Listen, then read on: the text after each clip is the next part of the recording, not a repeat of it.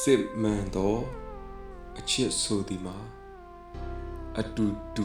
ရှိနေုံသာမကပဲတူးနဲ့တူးရှိသူအတူတူမျောကြည့်ပြီးဘဝခရီးကိုအဖို့ပြုဖေးမှကြခြင်းပင်ဖြစ်သည်တစုံတယောက်ကိုချစ်ခြင်းမှာရဲရင်ချင်းဖြစ်ပြီးတစုံတယောက်ဤချစ်ခြင်းကိုခံရခြင်းမှာခွန်အားဖြစ်စေသည်အချစ်သည်ပိုင်ဆိုင်ဖို့ထက်နားလေပေးဖို့ကိုပို၍လိုအပ်ပြီးအတင်းအကျပ်ရယူခြင်းထက်လွတ်လပ်ခွင့်ပေးခြင်းဖြစ်တာပို၍ခိုင်မြဲတတ်သည်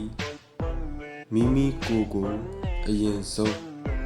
ချစ်တတ်ရန်သင်ယူပါအဘယ်ကြောင့်ဆိုတော့မိမိကိုယ်ကိုချစ်ခြင်းသည်